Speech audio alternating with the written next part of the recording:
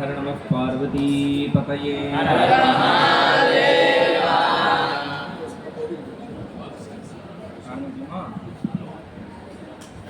सद्गुरुनाथ महाराज की कामाक्षी करुणारूपं कामकोटि जगद्गुरुं चिन्मूर्तिं कलये चित्ते शंकराचार्यमव्ययम्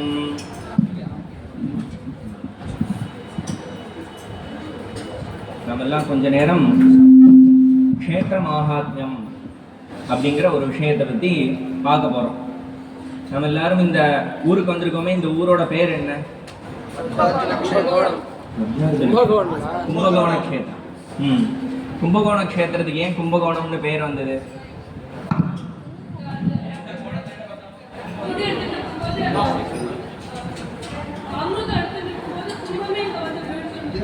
கும்பகோணம். வேற கும்பகோணத்துக்கு ஏன் கும்பகோணம்னு பேர்? இந்த சுவாமிக்கு பேர் என்ன? இந்த ஊர்ல இருக்கிற சுவாமிக்கு அம்பாளுக்கு பேர் என்ன? மங்களாம்பிகா. இன்னொரு பேர் அம்பாளுக்கு மந்திரபீடேஸ்வரி. நீங்க மந்திரபீடேஸ்வரி பாடசாலை குழந்தைகளா? அதனால அப்படி இப்படி அம்பாளுக்கும் சுவாமிக்கும் இந்த ஊருக்கெல்லாம் இப்படி பேர் வந்திருக்கோன்னா, இந்த பேருக்கெல்லாம் என்ன காரணம்? இந்த பேர் வந்ததற்கு உண்டான காரணம், இந்த பேர் ஏன் சுவாமிக்கு வந்தது, இப்படி இருக்கு பின்னாடிலாம் ஒரு பெரிய கதையே இருக்கு, பெரிய சரித்திரம் இருக்கு. இதெல்லாம் சொல்லக்கூடியது தான் க்ஷேத்திர மகாத்மியம்னு பேர். க்ஷேத்திரம் அப்படிங்கிறல அப்படின்னா என்ன அப்படின்னா, இந்த பாரதம் இருக்கே, இது முழுக்க ஒரு பெரிய க்ஷேத்திரம், புண்ணிய க்ஷேத்திரம்னு பேர். கர்மபூமின்னு பேர் பாரதம். பாரதம்னா அதுக்கு இது கொடுக்குறா, உத்தரம் யத் சமுத்திரஸ்ய ஹிமாத்ரே சைவ தட்சிணம் வருஷம் தத் பாரதம் நாம பாரதி எத்திர சந்ததி அப்படின்னு நம்மளுக்கெல்லாம் பாரதின்னு பேர். பாரத தேசத்துல யாரெல்லாம் பிறக்கிறாளோ அவளுக்கெல்லாம் பாரதின்னு பேர். இது இமயமலைக்கு, அதாவது சமுத்திரத்திற்கு வடக்கு பக்கத்துலையும் இமயமலைக்கு தெற்கு பக்கத்துலையும் இருக்கக்கூடியதான இந்த பூமி இருக்கே, இதற்கெல்லாம் பாரதம்னு பேரு. இந்த பாரத பூமிக்கே கர்ம பூமின்னு பேரு. ஏன் கர்ம பூமி அப்படின்னா, தேவர்கள்லாம் கூட அவளுக்கு ஏதாவது ஒரு சாபமோ இல்லை ஏதாவது ஒரு பிரார்த்தனையோ இருந்ததுன்னா சொர்க்கத்தில் அவளால் ஒன்றும் பண்ண முடியாது. அவள்லாம் எங்கே வருவா அப்படின்னா, அவளுக்கு சாபம் கொடுத்தா அப்படின்னா என்ன பண்ணுவா, நீ போய் பூமியில் போகிற, அங்கே போய் இந்த சுவாமியை பிரார்த்தனை பண்ணு, அங்கே போய் என்னை நோக்கி தபஸ் பண்ணு, நான் வந்து அனுகிரகம் பண்ணுறேன், அப்புறம் நீ திருப்பி தேவனா வா அப்படின்னு சொல்லி பகவான் வந்து ஒருத்தரையும் பூமிக்கு தான் அனுப்புவார், இங்கே வந்து தான் தபஸ் பண்ணுவார். அப்படி அத்தனை தேவதைகள், அத்தனை தேவர்கள், ரிஷிகள் எல்லாரும் இந்த பாரதம் முழுக்க எக்கச்சக்க இடத்துல, ஸ்தலத்துல, க்ஷேத்திரத்துல அவெல்லாம் தபஸ் பண்ணி சுவாமி ஆராதனை பண்ணி பரமேஸ்வரனையும் அம்பாளையும் விஷ்ணுவையும் இன்னும் எல்லா தேவதைகளும் ஆராதனை பண்ணி அப்படி அங்கங்க சுவாமி வந்து ஒரு க்ஷேத்திரத்திலேயே எழுந்தறி இருக்கார். அதுதான் வந்து க்ஷேத்திரம் அப்படின்னு, புண்ணியமான க்ஷேத்திரம்னு பேரு. அதுல உள்ள ஒரு க்ஷேத்திரத்தினுடைய மகிமையை சொல்லக்கூடிய கிரந்தத்திற்கு தான் பாரத தேசம், அதாவது க்ஷேத்திர மகாத்மியம்னு பேர்.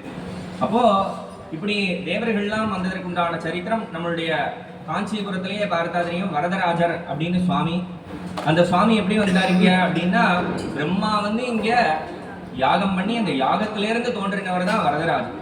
அப்படி சுவாமி இங்க வந்து இப்படி ஒரு க்ஷேத்திரத்துக்கும் ஒரு மகிமை இருக்கு.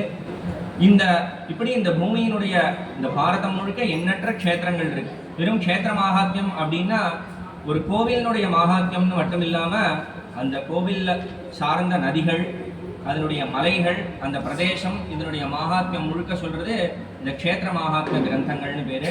இப்படி இந்த ஸ்தல மகாத்மியம், க்ஷேத்திர மகாத்மியம், இந்த க்ஷேத்திர மகாத்மியம் சொல்றீங்களே, இதெல்லாம் எங்க இருக்கு அப்படின்னு கேட்டா, இந்த க்ஷேத்திர மகாத்மியங்கள்லாம் புராணங்கள்லேருந்து நாம தெரிஞ்சுக்க முடியும். க்ஷேத்திர மகாத்மியத்தை புராணங்கள் எத்தனை இருக்கு மொத்தம் யாருக்கா தெரியுமா? புராணங்கள் எத்தனை இருக்கு? பேர் சொல்ல தெரியுமா? 18 புராணங்களுடைய பேர். அந்த ஸ்லோகம் சிவபுராணம், வேற மத்ஸ்ய புராணம், ஸ்காந்த புராணம், பவிஷ்ய புராணம், பிரம்ம புராணம், பத்ம புராணம், கருட புராணம். இப்படி மொத்தம் 18 புராணங்கள் புராணம்னு பேர்ல இருக்கு. 18 புராணங்கள் இருக்கு. இதுக்கு உப புராணம்னு இன்னும் 18 இருக்கு. இதுல எல்லாம் இந்த க்ஷேத்திரத்தினுடைய மகாத்மியங்கள் சொல்றது. இந்த புராணங்களை ஒரே ஒரு ஸ்லோகத்தினால இந்த புராணங்கள் முழுக்க ஞாபகம் வச்சுக்கலாம். அந்த ஸ்லோகம் என்ன அப்படின்னா, மத்வயம் பத்வயம் செய்வ பிரத்ரயம் வ சதுஷ்டயம் அனாபலிங்க கூஸ்தானி புராணானி பிரசக்ஷதே அப்படின்னு அப்படிங்கிற எழுத்துல ஆரம்பிக்கக்கூடியதான புராணம் 2 இருக்கு. மத்ஸ்ய புராணம், மார்க்கண்டேய புராணம். அடுத்து பத்வயம் பகாரத்துல ஆரம்பிக்கக்கூடியதான புராணம் 2 இருக்கு. என்ன? பவிஷ்யத் புராணம், பாகவதம்.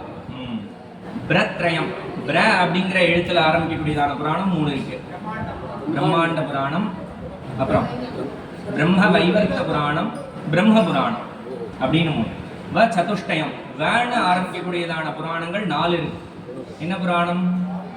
வாயு புராணம், வராக புராணம், வாமன புராணம், இன்னொன்னு விஷ்ணு புராணம்.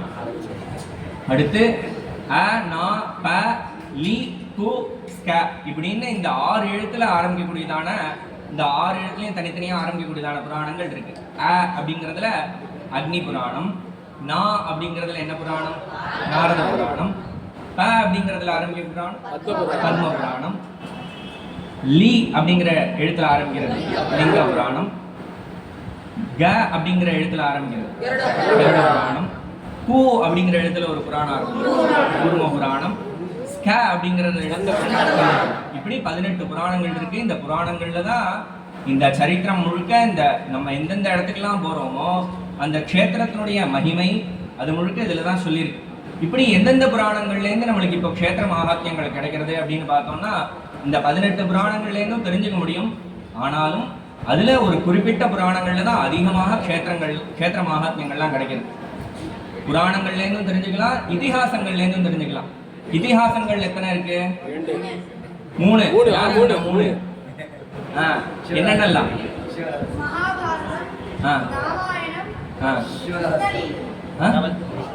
சிவரகசியம். சிவரகசியம் மகேதிஹாசம்னு பேரு. அதான் மகா இதிகாசம். நம்ம பகவத் பாதாளுடைய அவதாரத்திலேருந்து ஆரம்பிச்சு அவளுடைய சரித்திரங்கள்லாம் சிவரகசியத்துல தான் இருக்கு. அதான் இதிகாசம்னே இன்னைக்கு நிறைய பேர் மறந்து போயிட்டா. அதை ஞாபகம் வச்சுக்கணும். 2 இதிகாசம், ராமாயணம் மகாபாரதத்தோட சேர்ந்து மகா இதிகாசம் என்ன? சிவரகசியம். இப்படி இதுல எல்லாம் க்ஷேத்திர மகாத்மியங்கள் இருக்கு.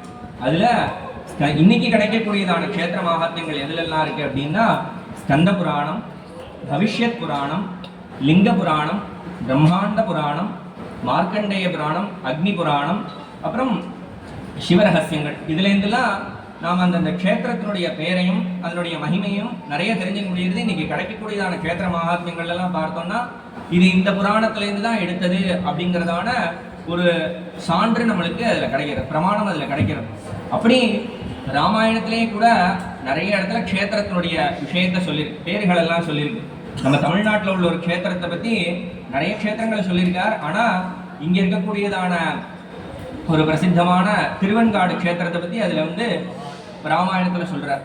அந்த பதம் சட்டுன்னு ஞாபகம் வரல. ஸ்வேதாரண்யே ஹரம் யதா அப்படின்னு, ஸ்வேதாரண்யத்தில் சுவாமி எப்படி இருந்தாரோ, அந்த ஒரு பெரிய ஆகிருதியில அகோர வீரபத்திரரா எப்படி இருந்தாரோ அப்படி ராமரங்க அசுரர்களெல்லாம் சம்ஹாரம் பண்ணிட்டு, ராட்சசர்களெல்லாம் சம்ஹாரம் பண்ணிட்டு அப்படி இருந்தார் அப்படிங்கிறத சொல்ற இடத்துல வியாக்கியானக்காரர் தான் காமிக்கிறார். காவேரி தீரத்தில் இருக்கக்கூடியதான ஸ்வேதாரண்யம் தான் இங்க சொல்லப்படுறது அப்படின்னு காமிக்கிறார். அப்படி அந்தந்த இடத்துல க்ஷேத்திரத்தினுடைய பேரு இதெல்லாம் சொல்லுவா. ஆனா விவரணமா சொல்லக்கூடியது புராணங்கள் தான் நமக்கு சொல்லி தருது. அப்படி ஆனா இன்னைக்கு நம்மளுடைய துர்லபத்தினால, நம்மளுடைய ஒரு பாக்கியம் இல்லாததுனால இந்த புராணங்கள்லாம் நம்மளுக்கு முழுசா கிடைக்கல. கிடைச்ச புராணத்திலையும் முழுசா அந்த கதைகள்லாம் இல்லை. ஸ்கந்த புராணம்னு எடுத்துட்டா அது 2 விதமாக இருக்கு. கண்டம் அப்படின்னு ஒரு விதம், கண்டம் கண்டமா போகும். எப்படி பிரஷ்னம்னு வேதத்துல போறதோ அதே போல இந்த இடத்துல நாகர கண்டம், வைஷ்ணவ கண்டம், பிரம்ம கண்டம் அப்படிங்கிறதா கண்டாத்மகமாக ஸ்கந்த புராணம் இருக்கு. அதே போல நம்மளுடைய தட்சிண பாரதத்துல ஸ்கந்த புராணம் எப்படி இருந்திருக்கு அப்படின்னா சம்ஹிதாந்தமாக இருந்திருக்கு. ரிக் சம்ஹிதா அப்படின்னு சொல்றாப்புல சூத சம்ஹிதா அப்படிங்கிறதாக சம்ஹிதாத்மகமாகவும் ஸ்கந்த புராணம் கிடைச்சிருக்கு. அதுலதான் நம்மளுடைய இந்த தட்சிண பாரதத்துல இருக்கக்கூடியதான விசிஷ்ய இந்த சோழ தேசம், இந்த க்ஷேத்திரங்கள்லாம், இந்த தேசத்துல இருக்கக்கூடியதான க்ஷேத்திரங்களுடைய மகாத்மியங்கள்லாம் அதுலதான் இருக்கு. அப்படி இந்த ஸ்கந்த புராணத்துல எப்படி சொல்லப்பட்டிருக்கு, இந்த கண்டாத்மகமாக இருக்கக்கூடியதான ஸ்கந்த புராணத்துல மகாத்மியங்கள் என்ன இருக்கு அப்படிங்கிறத மேலோட்டமா பார்ப்போம். ஸ்கந்த புராணத்துல மொத்தம் 7 கண்டங்கள் இருக்கு. கேதார கண்டம், வைஷ்ணவ கண்டம், பிரம்ம கண்டம், காஷி கண்டம், அவந்தி கண்டம், நாகர கண்டம், பிரபாச கண்டம், அம்பிகா கண்டம் அப்படிங்கிறதாக கண்டங்கள்லாம் இருக்கு. அதுல ஒரு கண்டத்திலையும் அந்தந்த க்ஷேத்திரத்தை பத்தி கேதார கண்டம் அப்படிங்கிறதுலயே கேதார க்ஷேத்திரத்தை முழுக்க சொல்லிட்டோ அதுல அருணாச்சல க்ஷேத்திரம் இருக்கே. அருணாச்சலம்னா என்ன ஊர்? திருவண்ணாமலை. அந்த க்ஷேத்திரத்தினுடைய மகாத்மியம் முழுக்க சுவாமி எப்படி அங்க மலையாக வந்தார், சுவாமி எப்படி ஜோதி ரூபமாக அங்க இருக்கார், அந்த தீபம் எப்படி அங்க இதெல்லாம் உற்சவங்கள்லாம் கொண்டாடுறது, இப்படி எல்லா விஷயங்களும் அந்த மகாத்மியத்துல இருக்கு. அதே போல அடுத்த கண்டம் வைஷ்ணவ கண்டம்னு பேரு. இதுல வெங்கடாச்சல மகாத்மியம். வெங்கடாச்சலம்னா என்ன? திருப்பதி.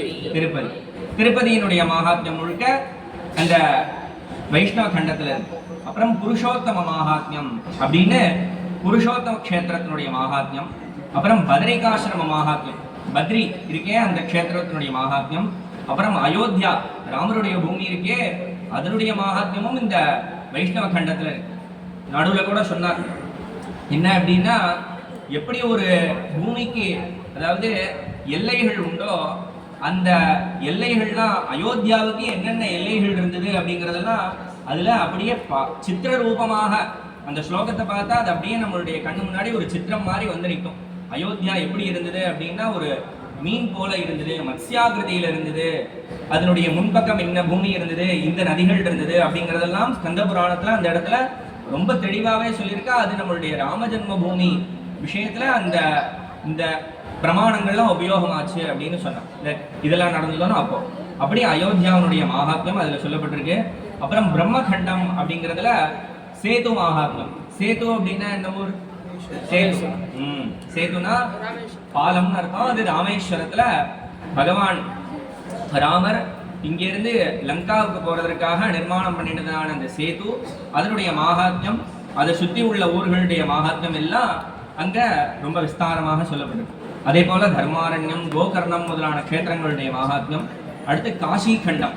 அதுலதான் மொத்த காஷியினுடைய மகாத்மியம், அதை சுற்றி உள்ள க்ஷேத்திரங்களுடைய மகாத்மியம், அங்க உள்ள கங்கா நதி பிரவகிக்கிறதே அந்த கங்கை நதியினுடைய மகாத்மியம், இதெல்லாம் அந்த காஷி கண்டத்துல இருக்கு. அப்புறம் அவந்தி கண்டம்னு பேர். அவந்தி அப்படின்னா இப்போ உஜ்ஜயினி, நர்மதை இதெல்லாம் இருக்கே இந்த க்ஷேத்திரத்திற்கு அவந்தின்னு பேர். இந்த நர்மதா நதி பிரவகிக்கிற இடத்துல மாஹிஷ்மதி அப்படின்னு ஒரு பெரிய நகரம் இருக்கு, ஒரு பெரிய சிவாலயம். அந்த அங்க உள்ள அதாவது நர்மதையில உள்ள என்னென்ன கற்கள்லாம் இருக்கோ, என்னென்ன இதெல்லாம் இருக்கோ, சிலைகள்லாம் இருக்கோ, அது எல்லாமே பரமேஸ்வருடைய ஸ்வரூபம் அப்படின்னு இந்த இடத்துலதான் இந்த மகாத்மியத்துல தான் சொல்றது. அதனாலதான் நம்ம என்ன பண்றோம், ஆத்துல பஞ்சாயத்தன பூஜைன்னு வச்சுட்டா அந்த சுவாமியை எடுத்துட்டு வந்து பூஜை பண்றோமே, அதுல பரமேஸ்வரன், அது இந்த நர்மத நதியிலேருந்து எடுக்கிற பானலிங்கம் தான். அப்படி அவந்தி கண்டத்துல உஜ்ஜயினியினுடைய க்ஷேத்திரத்தினுடைய மகாத்மியங்கள் சொல்லியிருக்கு. அதே போல இன்னைக்கும் அங்க போய் பார்த்தா தெரியும், அங்க நிறைய இடங்கள்ல இது வந்து 1வது நம்பர் போட்டு வச்சிருப்பா. 84 சுவாமியினுடைய விஷயங்களை அங்க நம்பர் போட்டு குறிச்சு வச்சிருப்பா. சின்ன சின்ன கோவில்களா இருக்கும். இந்த சுவாமிக்கு என்ன பேரு, இந்த சுவாமிக்கு என்ன பேரு, 1 2 3 4 அப்படின்னு 84 லிங்கங்களையும் இந்த புராணங்களை வச்சுட்டு அடையாளம் கண்டு அவ என்ன பண்ணியிருக்கா அப்படின்னா அந்த மாஹாத்மியத்திற்கே சதுரசீதி லிங்க மகாத்மியம் அப்படின்னு பேரு இந்த அவந்தி கண்டத்துல இருக்கு. அப்புறம் ரேவா நதியினுடைய மகாத்மியம். ரேவா நதினா என்ன யாருக்கா தெரியுமா? ரேவா நதினா ரேவா அப்படிங்கிற பேர் கேள்விப்பட்டிருக்கீங்களா? ரேவா அப்படின்னா நர்மதை நதிக்கு ரேவான்னு பேரு. அதனால அந்த நதியினுடைய மகாத்மியம், அது ஓடக்கூடியதான இடங்களினுடைய மகாத்மியம் அப்படின்னு முழுக்க அதுலதான் சொல்லியிருக்கு. உலகத்திலேயே எந்த நதியையும் ஆத்யந்தம் பிரதட்சிணம் வர முடியாது. நதிய ஆரம்பத்திலேருந்து கடைசி வரைக்கும் முழுக்க பிரதட்சிணம் வர்றது அப்படிங்கிறது எந்த நதியும் பண்ண முடியாது. ஆனா இந்த நர்மதா நதிக்கு மட்டும் என்ன ஒரு விஷயம் அப்படின்னா, என்ன ஒரு விசேஷம் அப்படின்னா, அது ஆரம்பிக்கிற இடத்துல இருந்து ஆரம்பிச்சு இன்னைக்கும் நர்மதா நதி வலம் அப்படின்னு சொல்லிட்டு அந்த நர்மதா பரிக்கிரமா அப்படின்னு 1000 ஜனங்கள் அந்த க்ஷேத்திரத்துல 3 ஸ்டேட்ஸ்ல அது வந்து ஓடுறது.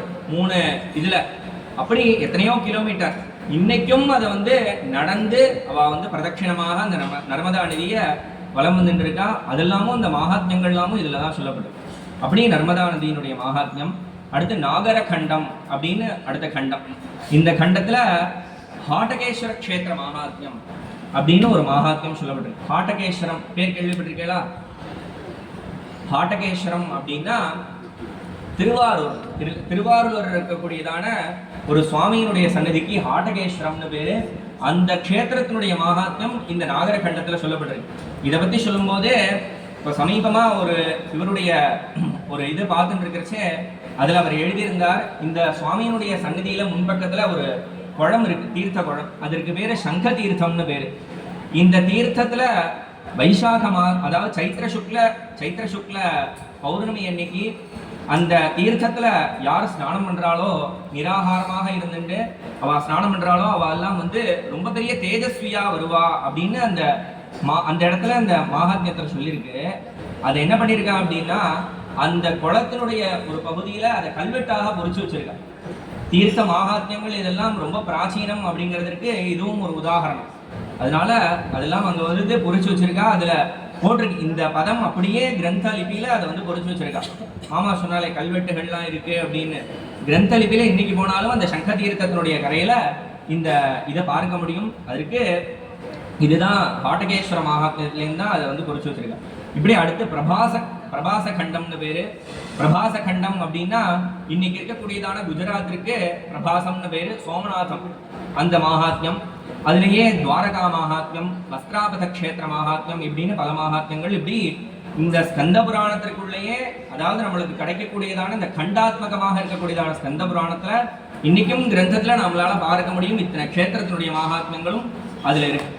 இப்படி நான் முதலே சொன்ன ஸ்கந்த புராணம் 2 விதமாக இருக்குன்னு சொன்னேன்.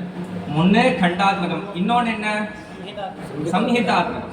அப்ப சம்ஹிதாத்மகமாக இருக்கக்கூடியதான ஸ்கந்த புராணத்துல என்ன இருக்கு அப்படின்னா, அதுலதான் நம்மளுடைய அது எப்படி இருக்கு அப்படின்னா, சூத சம்ஹிதை, சங்கர சம்ஹிதை, சனத்குமார சம்ஹிதை அப்படின்னு நிறைய சம்ஹிதைகள்லாம் ஸ்கந்த புராணத்துல இருக்கு.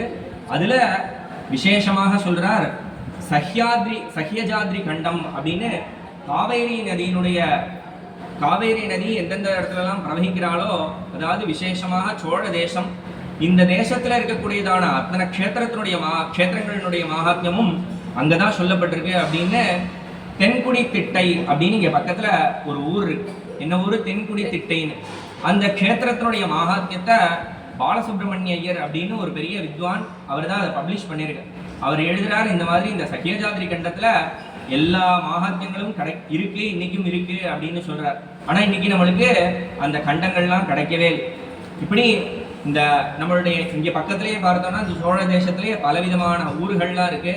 அப்படி அந்த ஊர்களுடைய மகாத்மியங்கள்லாம் இன்னைக்கும் கிடைக்கிறது. அதாவது அதெல்லாம் என்னென்ன அப்படின்னா, கும்பகோண மகாத்மியம். கும்பகோணம்னா இந்த ஊர், கும்பகோணத்தினுடைய மகாத்மியம். மத்தியார்ஜுன க்ஷேத்திர மகாத்மியம் அப்படின்னு. மத்தியார்ஜுனம்னா இந்த ஊர் திருவிடைமருதூரனுடைய மகாத்மியம். மாயூர க்ஷேத்திர மகாத்மியம். மாயூரம்னா மயிலாடுதுறையினுடைய மகாத்மியம். சிதம்பர க்ஷேத்திர மகாத்மியம், ஸ்ரீரங்க க்ஷேத்திர மகாத்மியம், வட்டாரண்ய க்ஷேத்திர மகாத்மியம். வட்டாரண்யம்னா என்ன?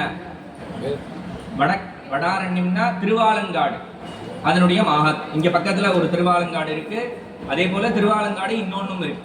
அப்படி 2 இதற்கும் இந்த மகாத்மியம் பொருந்துறது. அதே போல கஜாரண்ய க்ஷேத்திர மகாத்மியம். கஜாரண்யம்னா என்ன? திருவானைக்காவலுக்கு கஜாரண்யம்னு பேர். அங்க கஜாரண்யம்னு திருவானைக்காவலுக்கு பேரு. அப்படியே அடுத்தது வேதாரண்ய க்ஷேத்திர மகாத்மியம், சம்பகாரண்ய க்ஷேத்திர மகாத்மியம் அப்படின்னு பலவிதமான க்ஷேத்திர மகாத்மியங்களை நம்ம இன்னைக்கும் பார்க்கலாம். அதே போல இந்த திருவாரூர் இதற்கு கமலாலயம்னு பேரு. அந்த க்ஷேத்திரத்தினுடைய மகாத்மியத்தை பல சம்ஸ்கிருத மகாத்மியங்கள் அதற்கு இருந்திருக்கு. அதை தமிழ் தாத்தா நம்மளுக்கு அது என்னென்னலாம் இருந்திருக்கு அப்படிங்கிறத ஒரு லிஸ்ட் அவுட் பண்ணி கொடுக்குறார். என்னென்னலாம் அப்படின்னா, அஜபா ரகசியம் அப்படின்னு ஒரு மகாத்மியம், அதை பற்றி சொல்கிறது, அந்த ஊரை பற்றி சொல்கிறது. அதே போல் முன்னாடியே சொன்னேன் ஹாட்டகேஸ்வர மகாத்மியம் அப்படின்னு அது ஒன்று சொல்கிறது. கமலாலய மகாத்மியம் அப்படிங்கிறது சொல்கிறது. தியாகராஜருடைய லீலைகளை சொல்லக்கூடியதான ஒரு மகாத்மியங்கள் அங்கே இருந்திருக்கு.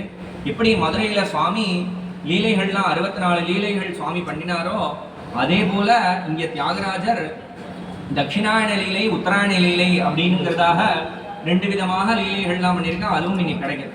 அதே போல சமத்காரபுர மகாத்மியம், தியாகராஜ மகாத்மியம், முச்சுகுந்தபுர மகாத்மியம், ஸ்ரீபுர மகாத்மியம், ஸ்கந்தபுர மகாத்மியம் அப்படின்னு இப்படி இந்த மகாத்மியங்கள் எல்லாமே எதை சொல்றது? வெறும் திருவாரூருடைய மகாத்மியத்தை சொல்றதுக்காகவே இத்தனை கிரந்தங்களும் வந்திருக்கு. அப்படி இன்னும் நிறைய வெறும்னா சோழ தேசத்திற்கு மட்டும் இல்லாம காஞ்சிபுரத்தில் உள்ள சிவாலயங்களை சொல்றதுக்கு மட்டுமே ஒரு மகாத்மியம் இருக்கு. அங்க 1008 சிவாலயங்கள் இருந்திருக்கிறதா மகாபரிவா சொல்றா. அதுல 108 சிவாலயங்களுடைய மகாத்மியம் க்ஷேத்திர மகாத்மியத்துல கிடைக்கிறது.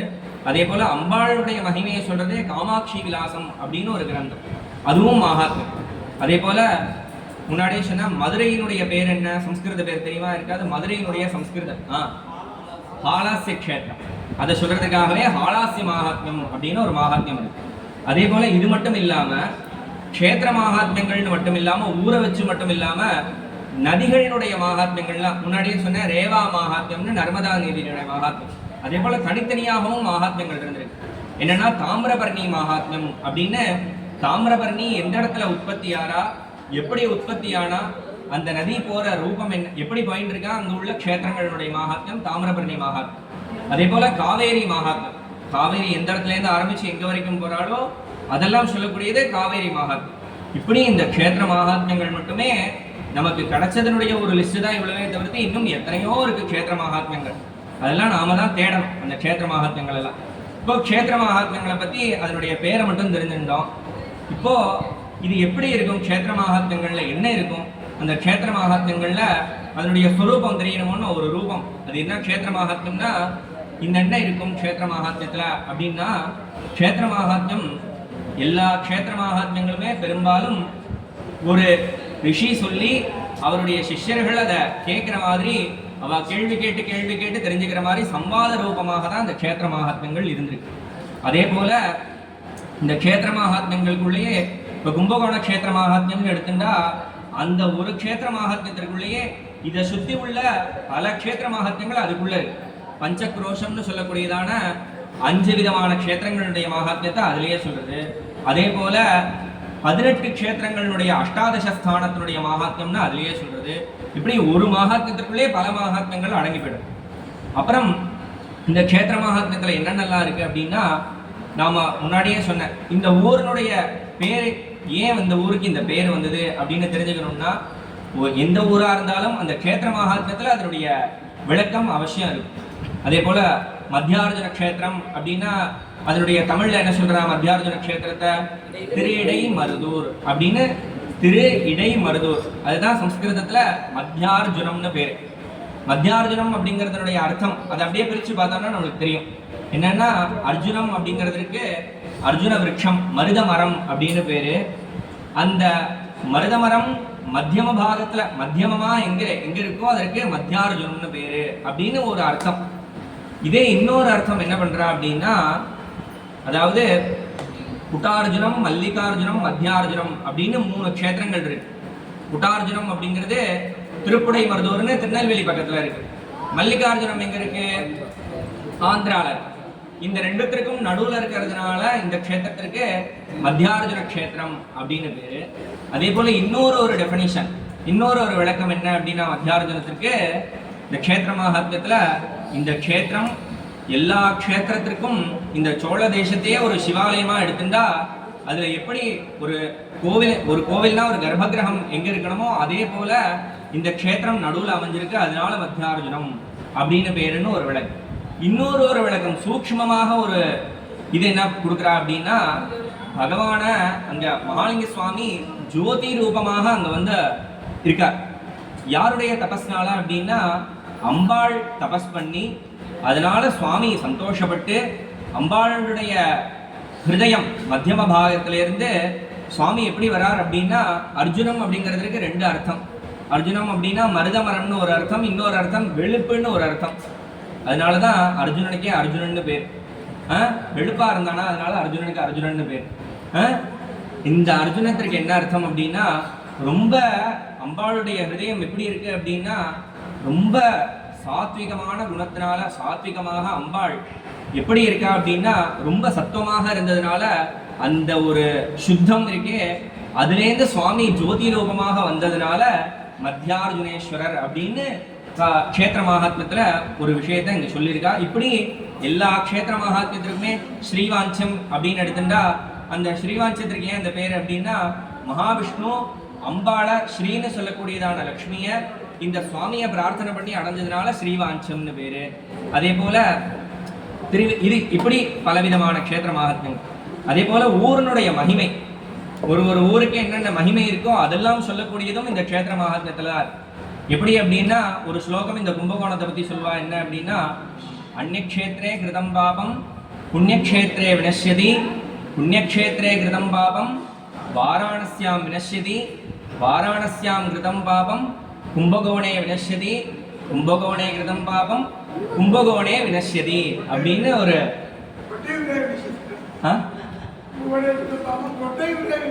கும்பகோணே வினஷ்யதி அப்படின்னு ஒரு ஸ்லோகம்.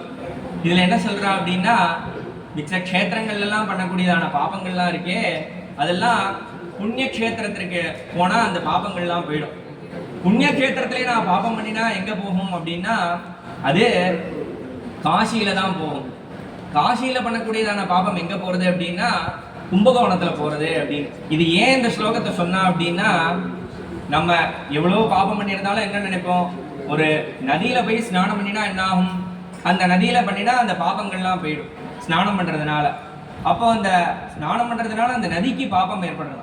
அதனால அந்த நதி என்ன பண்ணும் அப்படின்னா கங்கையில போய் சங்கமமாகும். அதனால அந்த நதியினுடைய பாபங்கள்லாம் போகுது. இப்படி பலவிதமாக கங்கைக்கு ரொம்ப பாபம் ஜாஸ்தி ஆகிட்டே வந்துதான். அப்போ என்ன பண்ணிட்டு கங்கை சுவாமிகிட்ட போய் பிரார்த்தனை பண்ணிடுது, என்கிட்ட எல்லாரும் வந்து பாபத்தை போக்கிக்கிறேன் பாபத்தை போக்கிக்கிறேன்னு என்னையே பாப்பியா மாத்திடுவா போல தெரியுது, நான் எங்க போய் பாபத்தை போக்கிக்கிறது அப்படின்னா, சுவாமி சொன்னார், மாசி மகத்தன்னைக்கு நீ இங்க வந்துடும், அங்க தீர்த்தத்துல ஸ்நானம் பண்ணினா உன்னுடைய பாபங்கள்லாம் போயிடும். அதனாலதான் எல்லா பாபங்களும் கும்பகோணத்துல, வாராணசியில பண்ணக்கூடியதான பாபங்கள் கூட கும்பகோணத்துல வந்து போயிடுறது, கும்பகோணத்திலேயே பாபம் பண்ணாலும் கும்பகோணத்திலேயே போயிடுறது அப்படின்னு ஊரனுடைய மகிமைகள்லாம் எதுல தெரிஞ்சுக்கலாம், க்ஷேத்திர மகாத்மியத்துல தான் தெரிஞ்சுக்கலாம். அதே போல இந்த க்ஷேத்திரத்துல என்ன தீர்த்தங்கள் இருக்கு, என்ன குளங்கள் இருக்கு. நம்ம திருவிடைமருதூர்ல பார்த்தா எத்தனையோ குளங்கள், 10-12 குளங்கள் இருக்கு. ஒரு காக்கா குளம்னு ஒரு குளம் இருக்கு திருவிடைமருதூர்ல. அந்த குளத்தை எல்லாரும் என்ன சொல்லுவா, காக்கா குளம்னே சொல்லுவா. ஏன் அப்படின்னா அந்த குளத்துல ஒரு காக்கா ஸ்நானம் பண்ணிட்டா, அந்த ஸ்நானம் பண்ணினதுனால அந்த காக்கா தங்கமா போயிடுச்சு, தங்க காக்காயா மாறி பறந்து போச்சான். கனக தீர்த்தம் அப்படிங்கிறத காக்கா குளம்னு மாத்திட்டா. அந்த காக்கா குளத்திற்கு பேருக்கு காரணம் இதுதான். இந்த காக்கா ஸ்நானம் பண்ணதுனால இந்த காக்கா தங்க நிறமா மாறிடுது. அப்படி ஒரு தீர்த்தத்திற்கும் ஒரு பேரு. அதே போல பிரசித்தமான பல க்ஷேத்திரங்கள் என்ன அப்படின்னா, அந்த தீர்த்தங்கள் இருக்கே, அதாவது நதிகளே அந்த சுவாமிக்கு தீர்த்தமா வந்துடும். உதாரணமாக மத்தியார்ஜுன க்ஷேத்திரத்துல மகாலிங்க சுவாமிக்கு அந்த காவேரி நதி இருக்கே, அதுவே ஒரு பெரிய தீர்த்தமா இருக்கு. அதுக்கு கல்யாண தீர்த்தம்னே பேர் அந்த படித்துறைக்கு. இப்படி தீர்த்தங்கள், அதே போல சுவாமியினுடைய பேருக்கு காரணங்கள், இதெல்லாமும் அந்த மகாத்மியங்கள்லேருந்து தெரிஞ்சுக்க முடிகிறது. சில இடங்கள்ல நதிகள் என்ன பண்றது அப்படின்னா வேற விதமா திரும்புறது.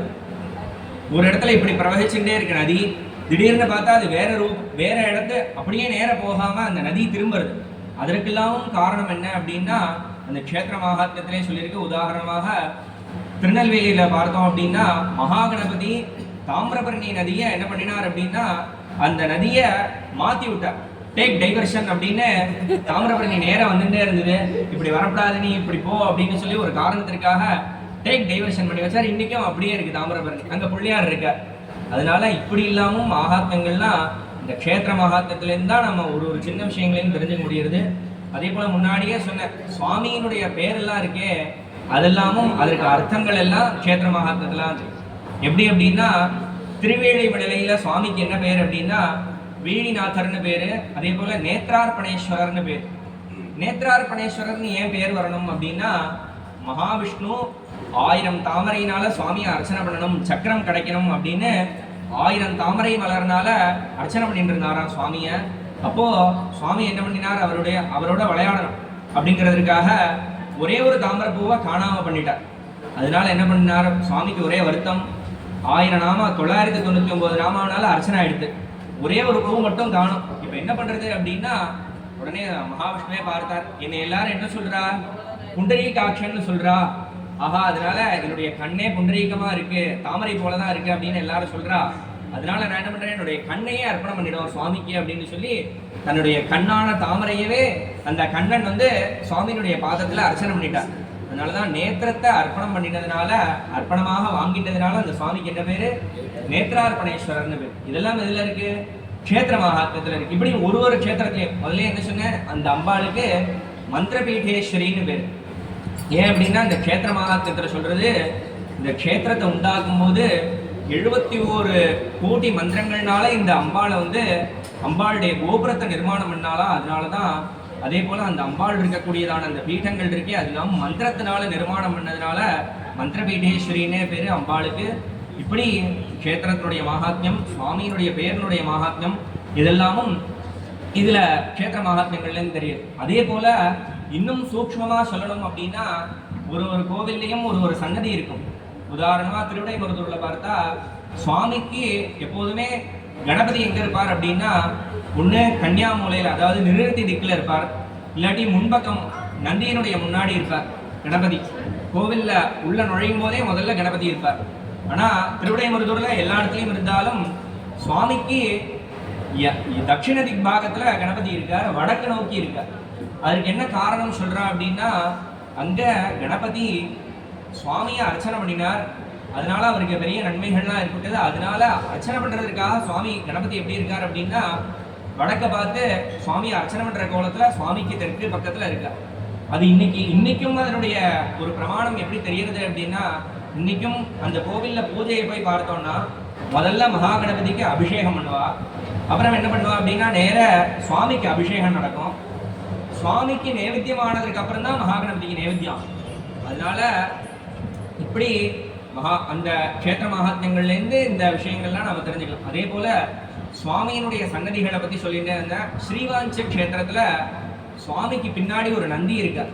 அதாவது உள்ளுக்குள்ள பார்த்தா தெரியாது, வெளிப்பிரகாரத்துல போய் அந்த வெளியில போய் பார்த்தா சுவாமிக்கு பின்னாடி ஒரு நந்தி இருக்கார். அந்த நந்தியை பார்த்தா தெரியும். அந்த நந்தி இருக்கிற இடத்துல முன்பக்கம் பார்த்தா ஒரு பெரிய மதில் சவர் இருக்கு. எந்த ஒரு இதுவே தெரியாது, நந்தி மட்டும்தான் இருப்பார். அதுக்கு என்ன காரணம் அப்படின்னு பார்த்தா, அந்த க்ஷேத்திர மகாத்மியத்துல ஒரு வேடத்தினுடைய கதையை அங்க சொல்லி அந்த வேடத்தை என்ன பண்ணினா அப்படின்னா, தன்னுடைய பதியிட்ட ஒரு பொய் சொல்லிட்டா, அந்த பொய்ய நிரூபிக்கிறதுக்காக சுவாமிகிட்ட வந்து பிரதிஜை பண்ணு அப்படின்னு அவன் சொன்னான். அது வரைக்கும் ஸ்ரீவாஞ்ச க்ஷேத்திரத்துல சுவாமி எப்படி இருந்தார் அப்படின்னா, மேற்கு திக்க நோக்கி தான் இருந்தார் சுவாமி. எல்லா க்ஷேத்திரத்திலையும் பல க்ஷேத்திரங்கள்ல கிழக்கு நோக்கி தான் இருப்பார், ஆனா அந்த க்ஷேத்திரத்துல மேற்கு நோக்கி இருந்தார் சுவாமி. அப்ப என்ன பண்ணினா, அந்த சுவாமி சன்னதியில நின்றுட்டு இந்த பொய் இருக்கே அத சத்தியம், அதாவது நான் சொல்றது சத்தியம் அப்படின்னு சுவாமிகிட்ட பிரதிஜை பண்ணா. சுவாமி உடனே கோச்சுண்டு என்ன பண்ணினார் அப்படின்னா, அவ என்ன பொய் சொன்னாலும் அதை கேட்டுட்டு சுவாமி இன்னையிலிருந்து நான் வந்து கிழக்கு நோக்கி திரும்ப போறேன் அப்படின்னு கிழக்கு நோக்கி திரும்பிட்டார். அதனாலதான் அந்த நந்தி அங்க மேற்க பார்த்தே இன்னைக்கும் அந்த நந்தி அங்க இருக்கு. சுவாமிக்கு முன்பக்கமாக அந்த பின்பக்கமாக அந்த நந்தி அங்க இருக்கு. அப்படி இந்த மகாத்மியங்கள், அதே போல பிரகாரங்கள், ஒரு கோவில்லையும் நிறைய பிரகாரங்கள்லாம் இருக்கு. அதனுடைய மகாத்மியங்களும் க்ஷேத்திர மகாத்மியத்திலையும் தெரிஞ்சுக்கலாம். அதே போல உற்சவங்கள்லாம் இருக்கு. கோவில்ல உற்சவங்கள்லாம் நடக்கிறது, அதனுடைய மகாத்மியங்களும் க்ஷேத்திர மகாத்மியத்துல இருக்கு. எப்படின்னா, கார்த்திகை ஞாயிற்றுக்கிழமை ஸ்ரீவாஞ்ச க்ஷேத்திரத்துல குப்த கங்கையில ஸ்நானம் பண்ணினா விசேஷம் அப்படின்னு சொல்லியிருக்கு. அதனாலதான் இன்னைக்கும் சுவாமி என்ன பண்ணுவார் அப்படின்னா, ஸ்ரீவாஞ்ச க்ஷேத்திரத்துல சுவாமி அந்த கார்த்திகை ஞாயிற்றுக்கிழமை தீர்த்தவாரி அப்படின்னு அந்த தீர்த்தத்துல கொடுப்பார். இப்படி புராணங்கள்ல இருந்து நிறைய விஷயங்கள் நாம க்ஷேத்திர மகாத்மியத்திலேருந்து தெரிஞ்சுக்கலாம். இன்னும் க்ஷேத்திர மகாத்மியத்துல வெறும்ன விஷயம்னு மட்டும் இல்லாம சுவாமியை எப்படி உபாசனை பண்றது, சுவாமியை எப்படி பிரார்த்தனை பண்றது, தேவர்கள்லாம் எப்படி பிரார்த்தனை பண்ணினா அப்படின்னு ஸ்லோகங்கள், சுவாமியை பற்றினாலான மூல மந்திரங்கள், அதெல்லாமும் இந்த க்ஷேத்திர மகாத்மியங்கள்ல இருக்கு. இப்படி பலவிதமாக க்ஷேத்திர மகாத்மியத்தினுடைய மகிமையை சொல்லிகிட்டே போகலாம். இப்படி இந்த க்ஷேத்திர மகாத்மியம் முன்னாடியே சொன்ன, இன்னைக்கு நம்மளுடைய துர்லபத்தினால, நம்மளுடைய ஒரு தௌர்பாகியத்தினால க்ஷேத்திர மகாத்மியங்கள் பலது நம்மளுக்கு கிடைக்கவே இல்லை. மகாபரிவா க்ஷேத்திர மகாத்மியங்களை பற்றி நிறைய உபன்யாசங்கள் பண்ணியிருக்கா. அதில் ஒரு விஷயம், விசேஷமாக ஒரு விஷயத்தை சொல்கிறா. என்ன அப்படின்னா, அதாவது இன்னைக்கு நம்மளுடைய லிபிகள் எல்லாம், கிரந்த லிபியாக இருக்கட்டும், குழந்தைகள் எல்லாருமே சரி, யாருக்குமே நம்மளுடைய லிபிகளினுடைய பரிச்சயங்களே இல்லை. அதனால தான் இந்த நேற்றைய தினம் அண்ணா சங்கரநாராயணன்னா லிபிகளினுடைய பரிச்சயம் அப்படின்னு என்னென்னலாம் லிபிகள் இருந்தது அப்படிங்கிறதெல்லாம் காமிச்சிருப்பா. அப்படி இந்த கிரந்த லிபிகள் இதிலெல்லாம் நிறைய க்ஷேத்திர மகாத்மியங்கள் இன்னைக்கும் ஒரு ஒரு ஆத்துல ஓலைச்சுவடிகளாக இருக்கு. ஓலைச்சுவடியா அங்கங்க போய் தேடினோம் அப்படின்னா ஓலைச்சுவடியாவோ இல்லை எழுத்து பிரதியாவோ அங்கங்க ஆத்துல இருக்கு. அதெல்லாம் மகாபரிவா என்ன சொல்றா அப்படின்னா, அந்த லிபிகள் எல்லாம் ஏதோ ஒரு வெள்ளைக்காரன் அவனுக்கு இதனால ஒரு பிரயோஜனமே கிடையாது அப்படின்னா கூட அந்த புஸ்தகத்தை தேடி அவன் பணத்தை செலவு பண்ணி அவன் அதை அவனுடைய தேச லிபியில அந்த கிரந்தத்தை எடுத்து அவன் போட்டு அவளுக்கு பிரயோஜனப்படுத்துறான். யாராவது பண்ணுவா அப்படின்னு. அதே போல நாம் அதை கண்டுக்கவே மாட்டேங்கிறோமே அப்படின்னு மகாபரிவா அதை விசேஷமாக சொல்லி எல்லாரும் தன்னுடைய லிபிகள், அதாவது கல்வெட்டு லிபிகள் தெரிஞ்சு காட்டி கூட பரவாயில்ல, ஆனால் கிரந்தம் தேவநாகரி முதலான லிபிகள் எல்லாம் அவசியம் தெரிஞ்சுட்டு அதன் மூலமாக இந்த க்ஷேத்திர மகாத்மிய கிரந்தங்கள் எல்லாம் பிரகாசம் பண்ணினோம் அப்படின்னா அது எல்லாருக்குமே உபயோகமாக இருக்கும். அப்படிதான் என்ன பண்ணினா அப்படின்னா, நம்மளுடைய தமிழ்நாட்டில் இந்த க்ஷேத்திர மகாத்மியங்கள் இருக்கே அதெல்லாம் தமிழில், அதாவது வெறும்ன சம்ஸ்கிருதத்தில் மட்டும் இருக்கக்கூடாது அப்படிங்கிறதுனால பெரிய பெரிய தமிழ் தாத்தா அவளுக்கு முன்னாடியும் சொல்ல போனால், அதாவது 16ஆம் நூற்றாண்டிலேயே நான் ஹாட்டகேஸ்வர மகாத்மியம்னு சொன்னேன் நாகரகண்டத்தில் உள்ளதை, அதை மறைஞான சம்பந்தர் அப்படின்னு ஒருத்தர் அந்த மகாத்மியத்தை தமிழ் படுத்தியிருக்கு. தமிழில் அது அப்படியே மான்மியம் அப்படின்னு திருவாரூர் ஸ்தல மான்மியம் அப்படின்னு பண்ணியிருக்கா. அப்படி நிறைய பேர் இந்த மகாத்மியங்கள் எல்லாம் பண்ணியிருக்கா. இன்னைக்கு கூட அந்த தமிழ் மகாத்மியங்கள்லாம் நம்மளுக்கு கிடைக்கிறது, ஆனால் அதனுடைய மூலமான சம்ஸ்கிருத புஸ்தகங்கள் கிடைக்கிறது இல்லை. அதெல்லாம் நாம் கஷ்டப்பட்டு அதெல்லாம் தேடி எடுத்து நாம் பண்ண வேண்டியது என்ன அப்படின்னா, இன்னைக்கு நிறைய மகாத்மியங்கள் கிடைக்கிறது, நிறைய க்ஷேத்திரங்களும் நம்ம முன்னாடி இருக்கு. நம்ம ஊருக்கு போகிறோம், பாடசாலையில் லீவ் விட்டா அப்படின்னா எங்கேயோ ஊர் சுத்த அப்படின்னு போகாமல் நாமெல்லாம் டெய்லி சாயங்காலம் இந்த ஊரில் என்ன கோவில் இருக்குது, பழைய க்ஷேத்திரங்கள் என்னென்ன இருக்குது, அதுக்கெல்லாம் போய் சுவாமிகிட்ட போய் பிரார்த்தனை பண்ணிட்டு நம்மளால் முடிஞ்சதான வேத பாராயணங்கள் எல்லாம் அங்கே பண்ணி, ஏன் அப்படின்னா இந்த க்ஷேத்திரங்கள் எல்லாம் நம்ம பெரியவா எப்படி காப்பாத்திருக்கா அப்படின்னா எங்கேயோ ஒரு துருக்க படைகள் எல்லாம் எங்கேருந்தோ வரும்போது கூட இங்க இருந்த க்ஷேத்திரத்தை அவ அழிக்கணுன்ற நோக்கில் தான் இங்க வந்திருக்கா. அப்படியே அந்த ஒரு நோக்கில் வந்தாலும் கூட இந்த சுவாமி எல்லாம் யாரும் அழிச்சிடக்கூடாது அப்படிங்கிறதுக்காக பல பேர் ரத்தத்தை சிந்தி இந்த க்ஷேத்திரங்கள் எல்லாம் காப்பாத்திருக்கா. அதுக்குண்டான பிரமாணங்கள்லாம் இன்னைக்கும் இருக்கு. அப்படிலாம் காப்பாத்தின கோவில்களை நாம நம்மளால முடிஞ்ச ஒரு வேதத்தை பாராயணம் பண்ணினா போதும் சுவாமி சன்னதியில, சுவாமிக்கு ரொம்ப சந்தோஷம் கிடைக்கும். அதனாலதான் நம்ம ஊருக்கு போறச்சே நம்மளோட ஊர்ல இருக்கக்கூடியதான பழைய க்ஷேத்திரங்கள் எல்லாம் போய் ஒரு வேத பாராயணம் பண்றது, அந்த ஊர்ல பெரிய வாழ்க்கெல்லாம் விசாரிக்கிறது, ஏதாவது பழைய ஓலைச்சுவடிகள் ஏதாவது இருக்கா இந்த மாதிரிலாம் கேட்டு அதெல்லாம் எடுத்துன்னு வந்து நம்ம படிக்க முடிஞ்சா அதை படிக்கிறது, அதை படிக்கிறதுக்கு உண்டான அபியாசங்களையும் பண்ணிட்டு அதை நாம் மாற்றி அதை ஒரு எழுதி பிரிண்ட் எல்லாம் போடுறதுக்கு இன்றைக்கி நவீன இதில் நிறைய சாதனங்கள்லாம் வந்துடுது. அது மூலமாக பண்ணினோம் அப்படின்னா இது ஒரு பெரிய உபகாரமாக இருக்கும். பெரியவாளே இதை சொல்கிறா என்ன அப்படின்னா, மகாபரிவா சொல்லும்போது இன்னைக்கு அதாவது மெட்ராஸில் உபன்யாசம் பண்ணுறா, அந்த உபன்யாசத்தை அப்போ சொல்கிறா, எல்லாரும் இங்கே உபன்யாசம் கேட்க வந்திருக்கேன், இதனால சிட்டியில் நிறைய கூட்டம் ஜாஸ்தியாகிடுது, இன்னைக்கு இத்தனை ஜனங்கள் இருக்கேன், ஆனால் நான் பண்ணுறதோ க்ஷேத்திர மகாத்மியங்களை பற்றி பண்ணிட்டு இருக்கேன். ஊரில் யாரும் ஊரில் இருக்கிற செங்கலெல்லாம் பிடிங்கிட்டு வந்து இங்கே காலனியாக உருவாக்கிட்டு இருக்கேன். இதுவும் இல்லாமல் இன்னும் வெளிநாடுன்னு போய் அங்கங்கெல்லாம் உருவாக்கிட்டு இருக்கேன் தவிர்த்து யாரும் ஊருக்கு போக மாட்டேங்கிறேன். அதனால எல்லாரும் அந்த ஊரில் இருந்துட்டு அந்த எந்த இடத்துல வித்தியை உண்டாச்சோ, எந்த இடத்துல அந்த மகாத்மியங்கள் இருக்கோ அந்த இடத்துல அதை பிரச்சாரம் பண்ணணும் அப்படின்னு நம்ம பெரியவா சொல்லியிருக்கா. அப்படி அங்கே நம்ம எந்த ஊரில் இருக்கோமோ அந்த க்ஷேத்திரமே, ஏன் அப்படின்னா இவ்வளோ க்ஷேத்திர மகாத்மியங்கள் எதற்கு வருது அப்படின்னா, உதாரணமாக சொல்லும்போது காவேரியில் ஸ்நானம் பண்ணால் கூட கங்கா கங்கேதி யோப்ரூயா யோஜனானாம் சதீரபி முச்சதே சர்வ பாபேபியா விஷ்ணுலோகம் சகச்சதி அப்படின்னு சொல்லுவா. காவேரியில் இருந்தால் கூட கங்கான்னு ஸ்நானம் பண்ணினா அந்த கங்கை இந்த காவேரியிலேயே வந்து நம்மளுக்கு அந்த கங்கா நதி என்ன அனுகிரகம் பண்ணுவாளோ அதை பண்ணுறா. அதே போல் எங்கேயோ பழைய காலத்தில் காசி ராமேஸ்வரம்னு யாத்திரையாக போகணும், ஆனால் அவளால் முடியாது. அப்போ இந்த க்ஷேத்திரமே காசி, இதுவே வந்து கங்கை, இந்த தீர்த்தமே கங்கை அப்படின்னு எல்லாம் பிரார்த்தனை பண்ணினதுனால தான் சுவாமி அங்கங்கே ஒரு பெரிய பார்த்தோன்னா தெரியும், இங்கே காசி விஸ்வநாதர், வடக்க காசி இருக்கிற மாதிரி தெற்க காசி தென்காசி, இப்படி எல்லா க்ஷேத்திரங்களும் இருக்குது. அதனால் நாம் இருக்கிற ஊரே நம்மளுக்கு பெரிய ஒரு புண்ணியமான க்ஷேத்திரம்.